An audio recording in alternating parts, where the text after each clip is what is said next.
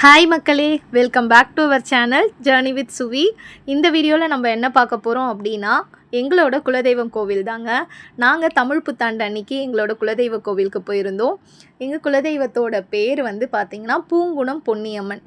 பூங்குணம்ன்ற ஊர் யாருக்கெல்லாம் தெரியும் அப்படின்னு சொல்லி கமெண்டில் சொல்லுங்கள், பார்த்து தெரிஞ்சுக்கிறேன். அழகான கிராமங்க. இந்த மாமரத்து சைடாக தான் நாங்கள் வந்து ஃபஸ்ட்டு எங்களோட நாகாத்தம்மனை தான் வந்து பார்த்துட்டு அதுக்கப்புறம் பொன்னியம்மன் கிட்டே போவோம். இங்கேருந்து தான் வந்து பச்சையம்மன், படவேட்டம்மன் இவங்கள வந்து நாங்கள் வழிபட்டுட்டு அதுக்கப்புறம் இந்த கோவிலில் இருந்து தான் ஒரு மரம் தான், மரத்தில் அப்படியே பொத்து இருக்கும், அங்கே வந்து நாங்கள் படையெல்லாம் போட்டு பண்ணுவோம். இந்த வாட்டி நாங்கள் வந்து எதுவும் வந்து சக்கரை பொங்கல்லாம் வந்து பண்ணலை. எப்போவுமே வந்து சக்கரை பொங்கல்லாம் வைப்போம். அந்த பங்காளி இறந்தால் வந்து ஒரு வருஷத்துக்கு பண்ணக்கூடாது சொல்லுவாங்க இல்லையா, அதனால நாங்களும் வந்து பண்ணலை. இங்கேருந்து கொஞ்ச தூரத்துலேயே தான் குலதெய்வ கோவில் இருக்குது. நாகாத்தம்மனை பார்த்துட்டு ஃபஸ்ட்டு கொஞ்ச தூரத்தில் வாக்கிங் டிஸ்டன்ஸ் தான், அது தெரியுது பாருங்கள், அதுதான் கோவில். ஒத்தையடி பாதைன்னு தான் சொல்லுவாங்க. சின்ன பாதை தான், ஒரு வண்டி போனால் இன்னொரு வண்டி திரும்ப வர முடியாது, அந்த மாதிரி ரூட் தான். ஆனால் சூப்பராக இருக்குங்க. ரோடு எல்லாமே நல்லா தான் இருக்கும், எந்த பிரச்சனையும் இல்லை, குண்டு குழியுமாலாம் இருக்காது, அழகாக இருக்கும். நீட்டாக காம்பவுண்ட் செவரெல்லாம் போட்டு வச்சு பெரிய கேட்டெல்லாம் போட்டு வச்சு அழகான கோவிலுங்க.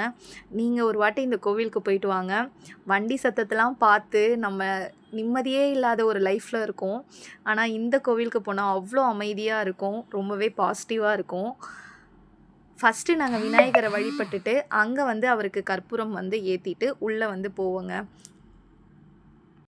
நான் ஃபஸ்ட் டைம் குலதெய்வ கோவிலுக்கு வரும்போது பார்த்திங்கன்னா கும்பாபிஷேகம்லாம் பண்ணலை.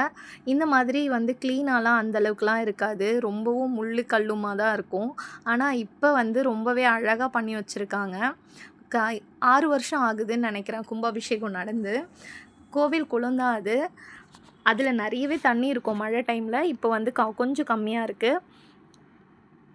இவங்க வந்து குட்டி குட்டி கல்லாக இருக்குது இல்லையா, சிவனும் இருக்காருங்க வாசலில். அப்புறம் வந்து இந்த சைடில் வந்து குட்டி குட்டி கல்லாக பார்த்திங்கள்ல, அவங்க வந்து சப்த கன்னியர்கள். சப்த கன்னியர்களை வந்து பார்த்திங்கன்னா இப்போ வந்து சிலையாக, உருவ சிலையாக அங்கே வச்சுட்டாங்க. 7 பேரும் அங்கே இருக்காங்க.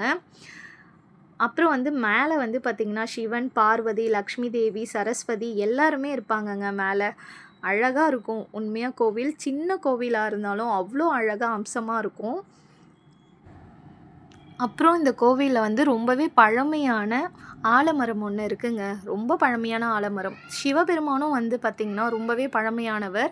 அவர் வந்து கிட்டத்தட்ட ஒரு 2500 வருஷங்களுக்கு முன்னாடி பழமையானவராக சொல்கிறாங்க. ஆனால் அந்த சிவபெருமானை மட்டும் வந்து பார்த்திங்கன்னா மாற்றவே இல்லைங்க கும்பாபிஷேகத்துக்கு கூட. இப்போவும் உடஞ்ச நிலைமையில தான் இருக்கார், ஆனால் அவரை வந்து மாற்றவே இல்லை, அப்படியே தான் வச்சுருக்காங்க வெளியே.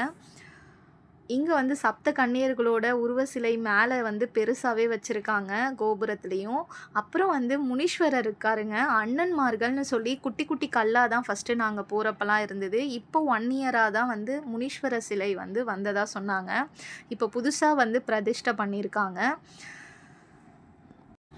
நாங்கள் கோவில் குளத்தில் வந்து இந்த வெள்ளம் வந்து எப்போவுமே கரைச்சி விடுவோம். ஒரு 3 இயர்ஸாக தான் இதை நான் ஃபாலோ பண்ணிகிட்ருக்கேன். எனக்கு ஒருத்தவங்க சொன்னாங்க, நீங்கள் கோவில் குளத்துக்கு போகிறப்ப வந்து வெள்ளம் கொண்டு போங்க, அதை வந்து கரைச்சிட்டு வந்தோன்னா நம்மளோட கர்மாக்கள் எது இருந்தாலும் சரி, நம்மளோட திருஷ்டி எதுனாலும், எந்த பிரச்சனைனாலும் ஃபேமிலியில் எல்லாமே சரியாகும் அப்படின்னு சொல்லுவாங்க. அதை நாங்கள் வந்து ஒரு 3 வருஷமாக ஃபாலோ பண்ணிகிட்ருக்கோம். வெள்ளத்தை ரொம்பவே கஷ்டமாக இருந்ததுங்க, உடைக்கவே முடியல. வீட்லேயே முடிஞ்சால் உடச்சே கொண்டு போயிடுங்க. நான் வந்து கல்லில் உடச்சி அப்புறம் கரைச்சிட்ருந்தேன். எங்கள் குலதெய்வ கோவிலில் வந்து பார்த்திங்கன்னா குனிஞ்சு போகிற மாதிரி தான் இருக்கும், ரொம்ப ஷார்ட்டாக தான் இருக்கும். அப்புறம் இங்கே வாசலில் 2 பேர் கேடயம் வச்சுருப்பாங்க, வெட்டுடையார் காளி அப்படின்னு சொல்லுவாங்க. பொன்னியம்மனோட அம்சமே வந்து பார்த்திங்கன்னா துர்க்கையம்மனோட அம்சம்தான், பராசக்தியோட, பார்வதி தேவியோட அம்சம் தான் சொல்லுவாங்க. அதனால தான் வாசலில் காவல் தெய்வங்களும் இருக்காங்க. இந்த கோவிலில் வந்து சப்த கன்னியர்களும் இருக்காங்க, அண்ணன்மார்களான 7 முனீஸ்வரர்களும் இருக்காங்க. அப்புறம் நம்மளோட சிவபெருமான் வாசல்லையே வந்து அம்மனை பார்த்தா மாதிரியே இருப்பார். அப்புறம் வந்து பாப்பா வந்து கோலம் போடுறேன்னு சொல்லியிருந்தாங்க. ஆனால் அங்கே கோல மாவுலாம் இல்லைங்க, அரிசி மாவு தான் இருந்தது. ஆனால் சூப்பராக ட்ரை பண்ணியிருந்தா. அவ்வளோ அழகாக ட்ரை பண்ணும்போது என்ன மாதிரியே கோலத்துலலாம் இன்ட்ரெஸ்ட்டாக இருக்கிறத பார்க்கும்போது ரொம்பவே பெருமையாக தான் இருக்குது. இந்த கோவிலில் வந்து பார்த்திங்கன்னா பூசாரி தான் இருக்கார். 2-3 கிலோமீட்டர் தள்ளி தான் வீடு. அவங்கள வரும்போது நாங்கள் எப்போவும் வந்து பிக்கப் பண்ணிட்டு வருவோம். ஆனால் இந்த வாட்டி வந்து அவருமே வந்து மாடு பிடிக்க போயிட்டாரு. இந்த கோவில் எப்போவுமே ஓப்பன்லலாம் இருக்காது. நாங்களாம் வந்து குலதெய்வத்தை வழிபட வரோன்னா முன்கூட்டியே ஃபோன் பண்ணி சொல்லிடுவோம். அப்போ வந்து கோவிலை திறந்து அவங்க எல்லாமே ரெடி பண்ணி வைப்பாங்க. நாங்கள் வந்து அபிஷேகத்துக்கு தேவையான திங்ஸ் எல்லாம் வாங்கி கொண்டு போய் அபிஷேகம் பண்ணுவோம். ஆனால் இந்த இயர் பண்ண முடியாமல் போச்சு. நெக்ஸ்ட் இயர் நல்லா சிறப்பாகவே பண்ணிடலாம். குலதெய்வ கோவிலை யாரெல்லாம் மிஸ் பண்ணுறீங்களோ கண்டிப்பாக போய் பாருங்கள்.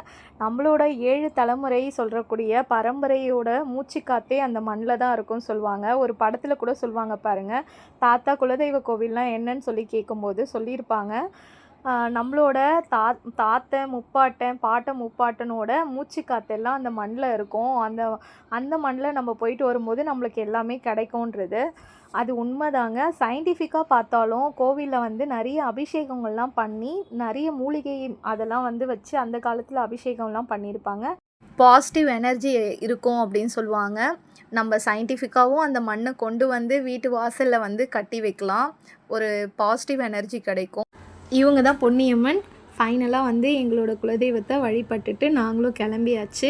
இந்த வீடியோவை பார்க்குற எல்லாருக்கும் குலதெய்வத்தோட அருள் பரிபூரணமாக கிடைக்கணும் அப்படின்னு சொல்லி நான் வேண்டிக்கிறேன். கண்டிப்பாக குலதெய்வ கோவில் போகாதவங்க போயிட்டு வாங்க.